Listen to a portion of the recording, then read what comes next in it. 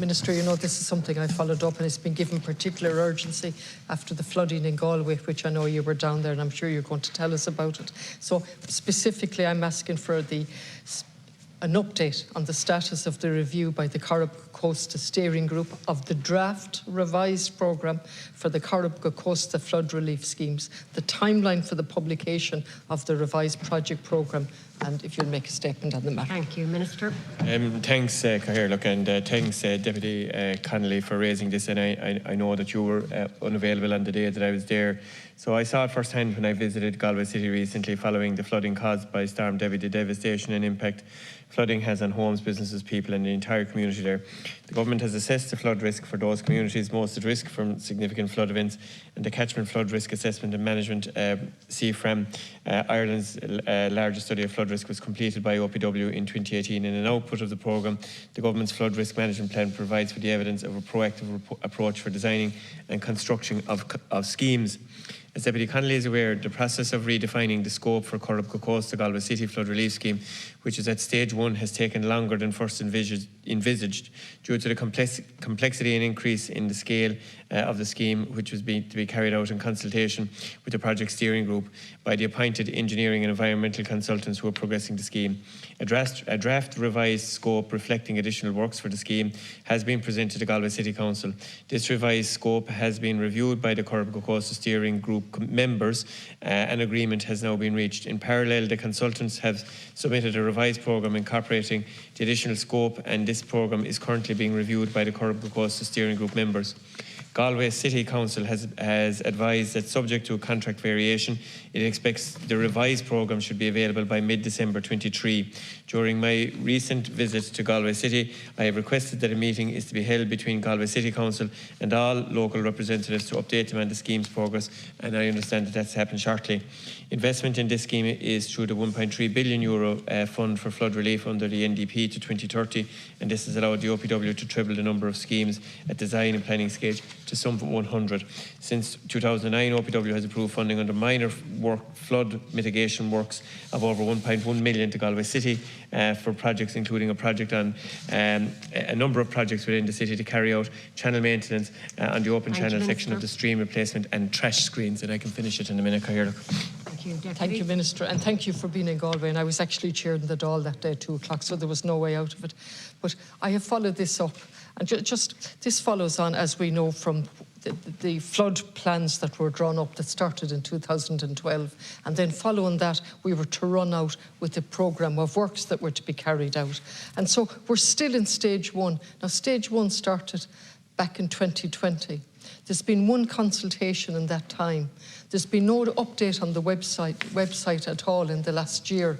So I want to work with you, and I want to explain to the constituents in Galway. I live in the Claddagh. I'm acutely aware of the problems with flooding. Indeed, my own office flooded, but that was nothing compared with what homeowners suffered and are continuing to suffer. Now, I thank you for the schemes, but I'm really tired of standing up on the Dáil floor asking for progress on the absolute essential remedial works. Remedial is the wrong work. The essential works needed in a town that's known as the town of rivers and streams. Thank you, Deputy Minister. Yeah, Cahir, look, and thanks, Deputy, for raising this issue. And I know that the website hasn't been updated. It's an issue that my own officials have brought to the attention of Galway City Council. And one of the issues that I have asked is, because the level of the scheme is now greater than what it would have originally been, primarily due to overtopping due to tidal effects, I've asked that all of the public representatives, the councillors, the Oireachtas members, be met by the City Council, who will have had, at that stage, the most up-to-date information from the steering group to appraise you, first of all, of what actually happened the last night that the city centre flooded, because I think it's important. I met Galway City Council along with a number of other local authorities last week in the department.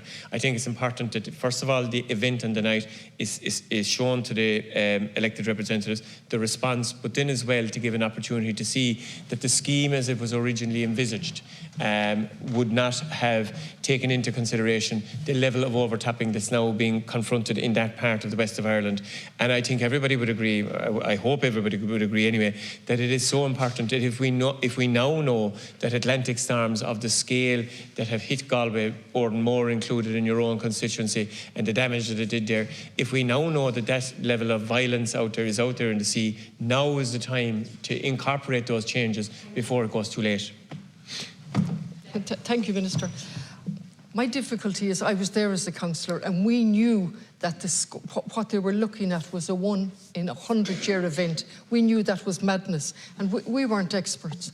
And so on top of that, we've been given so many deadlines that have been missed. And I realise the complexity of the work, but it's difficult to have trust when the website is not updated, when the reasons are not given.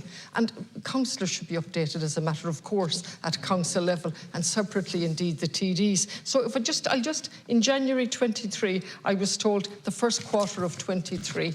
Then I was told the end of June 23. Then I was told the third quarter 23. Then I was told the end of November 23. And your answer tonight tells me, hopefully, mid-December this year.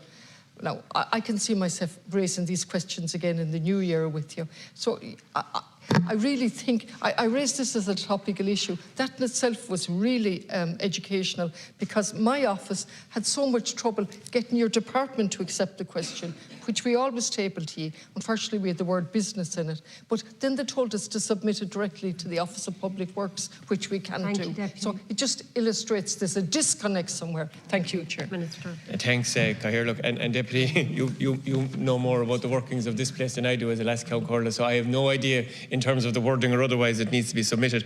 However, you know, yeah, but just in the 1 in a 100-year event that you referred to is the international norm for best practice for acceptable defences that can be put in place in terms of climate adaptation and resilience to protect communities. So that's not unusual.